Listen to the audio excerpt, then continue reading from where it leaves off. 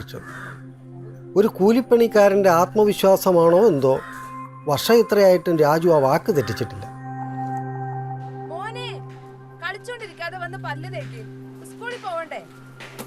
വലിയ സന്തോഷങ്ങളല്ലേലും കുഞ്ഞു കുഞ്ഞു സന്തോഷങ്ങൾ കൊണ്ട് അവരുടെ ഓരോ പകലും തുടങ്ങി.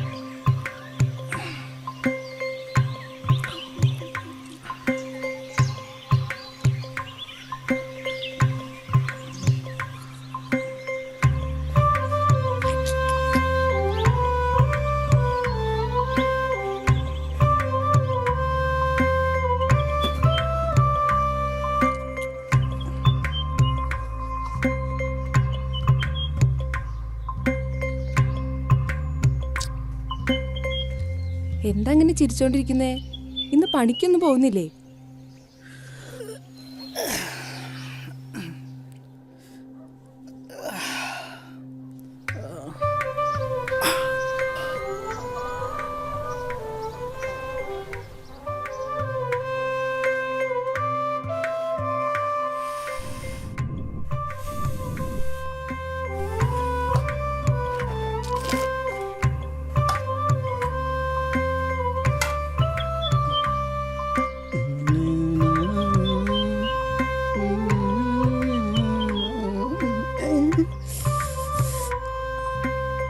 ചില ദിവസങ്ങൾ കഥ പോലെയാകും.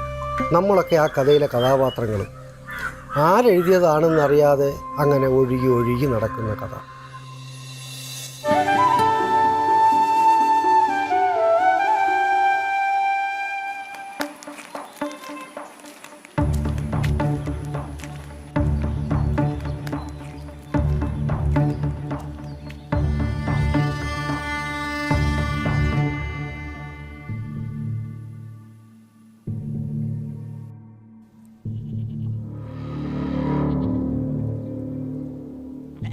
അപ്പേട്ടനോ? എന്താ പേട്ട അവിടെ തന്നെ നിന്നേ? കയറി ഇരിക്കി. അവനില്ലേ ഇവിടെ? എന്താ പേട്ടാ? നീ അവനെ വിളിക്ക്. അത് ഞാനേ അവനോട് പറഞ്ഞോളാം. ഏട്ടാ,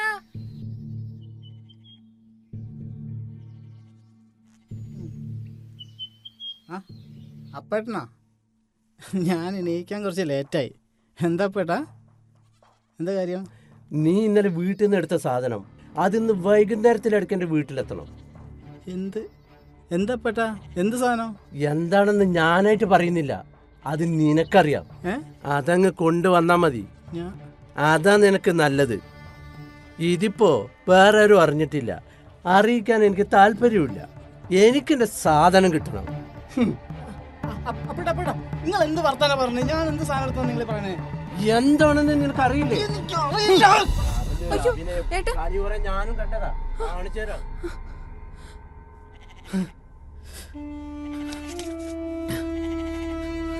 എന്താ ഉണ്ടായേ?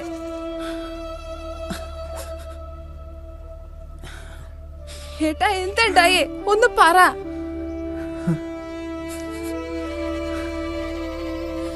ഏട്ടാ, ഒന്ന് പറ.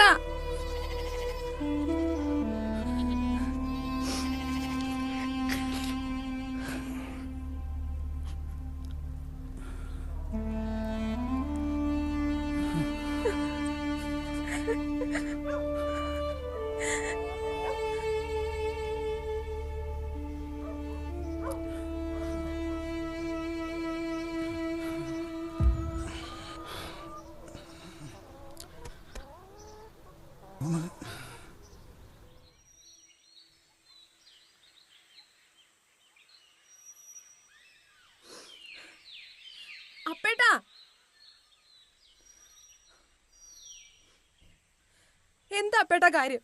ഏട്ടനോട് ചോദിച്ചിട്ടൊന്നും പറയണില്ല. എന്താണെന്നൊന്ന് പറ. നിങ്ങൾ രണ്ടുപേരും കൂടിയുള്ള ആ നാടകം കളി ഉണ്ടല്ലോ, അതങ്ങ് നിർത്തിയേക്ക്. എനിക്കിന്ന് വൈകുന്നേരത്തിൽ എടുക്കേണ്ട മുതൽ വീട്ടിൽ കിട്ടണം.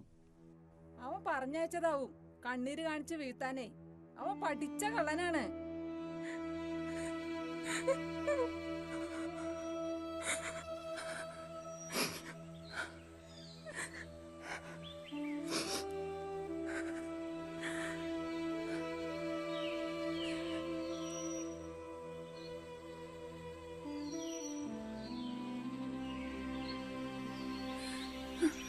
അനിതേ, ആ അപ്പട്ടെന്തൊക്കെ പറഞ്ഞു പോയി, എനിക്കൊന്നും അറിയില്ല. ആ മെമ്പറൊന്ന് പെട്ടെന്ന് വരണേ.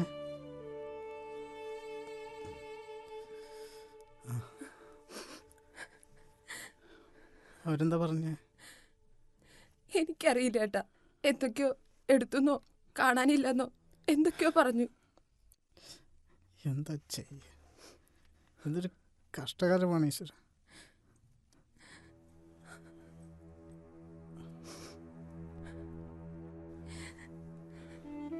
ഞാൻ മെമ്പറെ വിളിച്ചിട്ടുണ്ട്, ഇപ്പൊ വരാന്നാ പറഞ്ഞത്. മെമ്പർ വിളിച്ചിട്ട് എന്തെങ്കിലും കാര്യമുണ്ടോ? ഇങ്ങതാ, ഞാൻ ഏട്ടനെ വിളിക്കട്ടെ.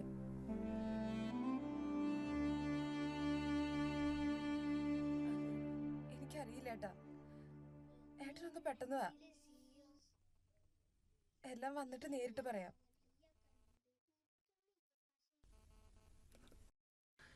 മോളട്ടി, അനു അക്ഷയ് ഇന്ന് വരുന്നില്ലെന്ന് ഗീത ടീച്ചറോടൊന്ന് പറയണേ.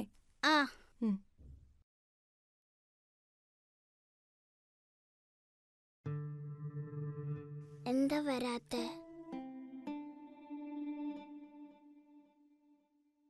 ബേബി ചേച്ചി, അനിത കരഞ്ഞോണ്ട് പോണ കണ്ടല്ലോ. അതവളുടെ കെട്ടിയവന്റെ കയ്യിലിരിപ്പോണ്ടാ കരഞ്ഞു പോണ്ടി വന്നത്. എന്താ കാര്യം? അവളുടെ ഭർത്താവ് ഇന്നലെ ഇവിടുന്ന് പെയിന്റ് പണി കഴിഞ്ഞു പോകുമ്പോഴേ എന്റെ മാല മോഷ്ടിച്ചിട്ടാ പോയത്. മാലയോ? ആ 5 പവന്റെ. 5 പവനോ? എന്താ മെമ്പറെ, മഴത്ത് കുടുങ്ങിയോ? ആ പെട്ടെന്നൊരു മഴ പെട്ടു. അല്ല, എന്താ ഈ വഴിയൊക്കെ? ഞാനേ നമ്മുടെ അപ്പേട്ടൻ്റെ വീട് ഒന്ന് പോകണം. അവിടെ എന്തോ മോഷണം നടന്നു എന്നോ ആരോ എടുത്തു എന്നൊക്കെ പറഞ്ഞു കേട്ടു. അല്ല, ആരാന്നൊക്കെ ഇവിടെ പറഞ്ഞു കേട്ടു. സത്യം തന്നെ ആണോ? അറിയില്ല, പോയി നോക്കട്ടെ. കണ്ട നാട്ടുകാർ മൊത്തം പറഞ്ഞു വെറുതെ ആണോ അല്ലേ മലയൊക്കെ?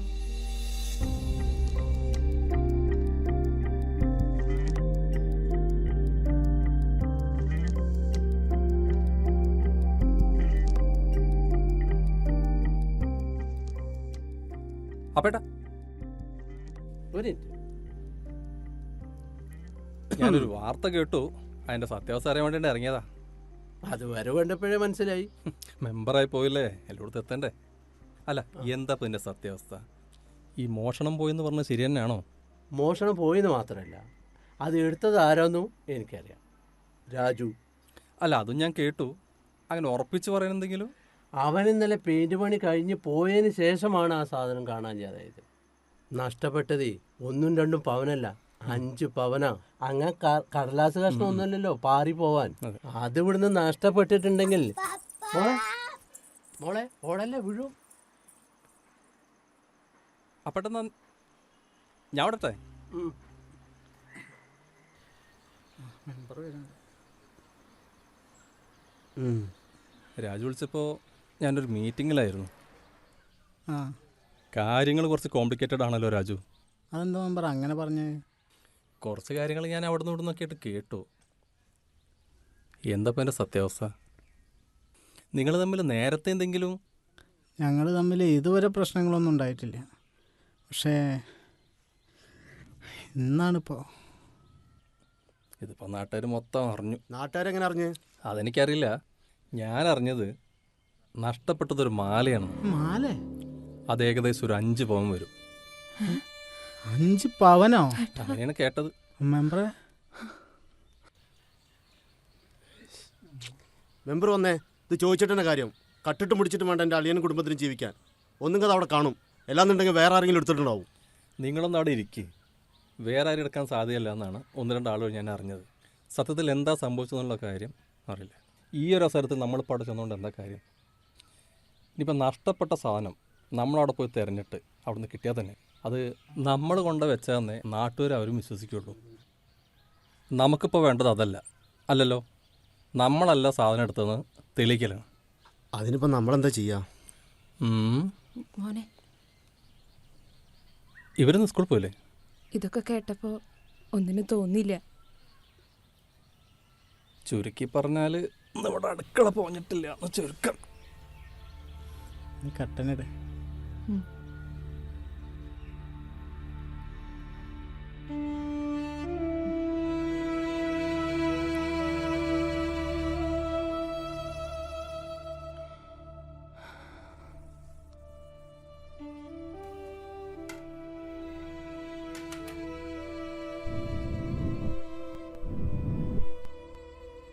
അമ്മ ചായ ഇപ്പൊ തരാട്ടാ.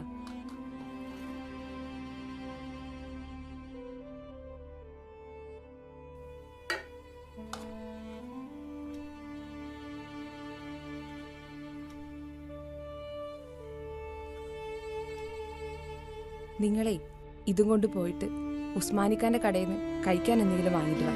ശരി. ആ ആ ആ ശരി. ആ ഞാൻ വിളിക്കാം.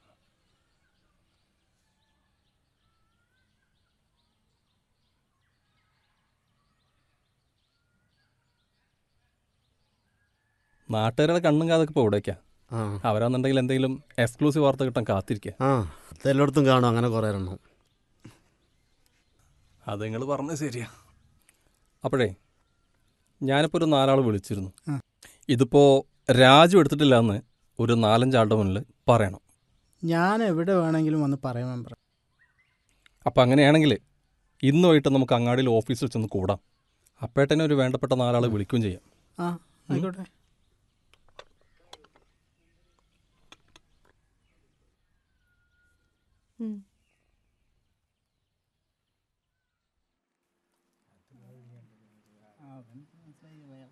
അപ്പേട്ടാ, നമുക്കിതൊരു നല്ല തീരുമാനത്തിലെത്തണം.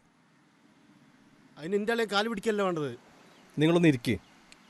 ഇവിടെ ഇരിക്കുന്ന എല്ലാവരും പരസ്പരം അറിയുന്ന ആൾക്കാരും ഈ നാട്ടുകാരുമാണ്. നല്ല രീതിയിൽ തന്നെ മുന്നോട്ട് പോകാൻ വേണ്ടിയിട്ടാണ് ഈ ചർച്ച. വർഷങ്ങളായിട്ട് നമുക്കറിയുന്ന ആളാണ് ഈ ഇരിക്കുന്ന രാജു. അപ്പേട്ടനെ വിട്ടുനിന്ന് കാണാതായ മാല രാജു എടുത്തിട്ടില്ലെന്നാണ് രാജുവിൻ്റെ നിലപാട്. ഇനി അഥവാ അബദ്ധവശാൽ അങ്ങനെ എന്തെങ്കിലും സംഭവിച്ചിട്ടുണ്ടെങ്കിൽ നമുക്കിത് ഇവിടെ വെച്ച് ഇപ്പോൾ തീർപ്പാക്കാം. എന്താ രാജു? ഇല്ല മെമ്പറേ, എൻ്റെ 2 പിള്ളേരാണ് സത്യം. ഞാൻ എടുത്തിട്ടില്ല. അപ്പേട്ടൻ രാവിലെ ഒന്ന് പറഞ്ഞപ്പോൾ എന്താണെന്ന് പോലും എനിക്കറിയില്ലായിരുന്നു. പിന്നെ മെമ്പർ വന്ന് പറഞ്ഞപ്പോഴാണ് സംഭവം എന്താണെന്ന് എനിക്ക് മനസ്സിലായത്. അപ്പേട്ടൻ എന്നെ അറിഞ്ഞൂടെ? അപ്പേട്ടൻ്റെ വീട്ടിൽ പെയിൻറ്റ് പണിക്ക് വന്നത് പണിയെടുത്ത് കിട്ടുന്ന കൂലിക്ക് വേണ്ടി മാത്രമാണ്. അതേ ഞാൻ ആഗ്രഹിച്ചിട്ടുള്ളൂ. അല്ലാതെ കട്ടിട്ട് മോഷ്ടിച്ചിടുന്നോ എനിക്ക് എൻ്റെ പെണ്ണിനും പിള്ളേരും പോറ്റേണ്ട ആവശ്യമൊന്നും എനിക്കില്ല.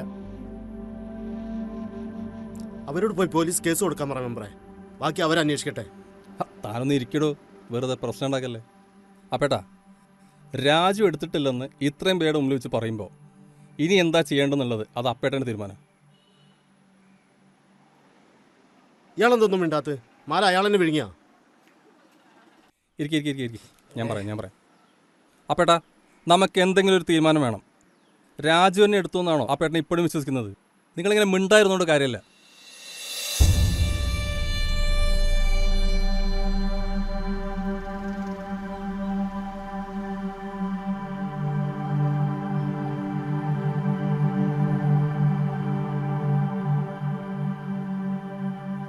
മെമ്പറെ, നിങ്ങളിനി പോയിക്കോ, ബാക്കി ഞാൻ നോക്കിക്കോളാം. മെമ്പറെ, ഞാൻ പേടിക്കണ്ടടോ. ഇവിടെ ഇരിക്കുന്ന ഇത്രയും പേര് നിങ്ങൾ പറഞ്ഞ് കേട്ടതാണ്. അത് സത്യമാണെങ്കിൽ നിങ്ങൾക്കൊന്നും സംഭവിക്കാതെ അത് ഞാൻ നോക്കിക്കോളാം. ധൈര്യമായിട്ട് വെക്കും.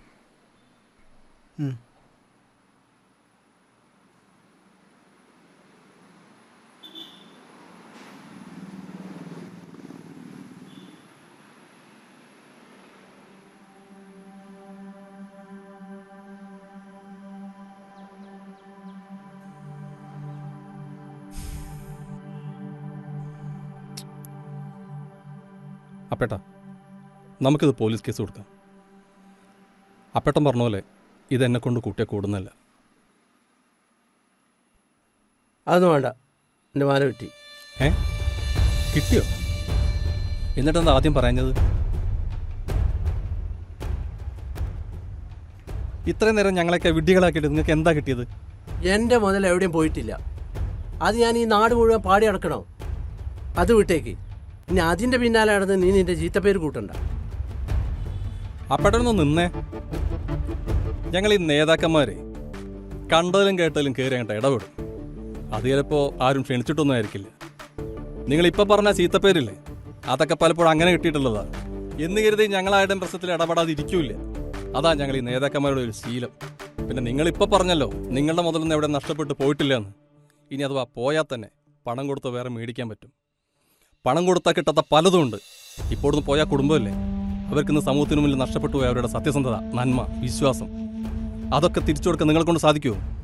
സമൂഹത്തിന് മുന്നിലേ അവനൊരു കള്ളനാ നിങ്ങൾ കാരണം.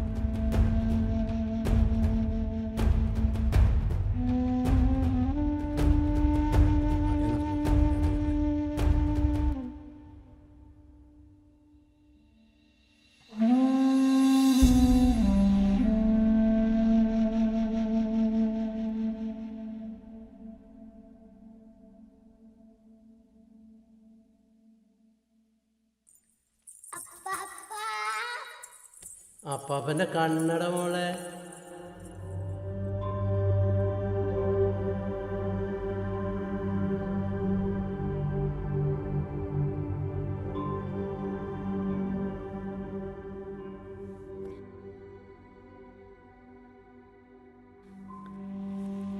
അപ്പേട്ടാ, നിങ്ങൾ കാരണം മറ്റുള്ളവരുടെ മുമ്പിൽ ഞാനൊരു കള്ളനായി, അതും ചെയ്യാത്ത തെറ്റിന്. ആ പേര് തിരുത്താൻ എനിക്ക് സമയം മതിയാവില്ല അപ്പേട്ടാ. നാട്ടുകാർ അവരെന്തു വേണമെങ്കിലും പറഞ്ഞോട്ടെ. എൻ്റെ ആവശ്യം ആ മാല ഞാൻ എടുത്തിട്ടില്ല എന്ന് അപ്പേട്ടൻ്റെ മുമ്പിൽ തെളിയിക്കലായിരുന്നു. അതെന്തായാലും മനസ്സിലായല്ലോ. അത് മതി, ഞാൻ അത് മാത്രം മതി.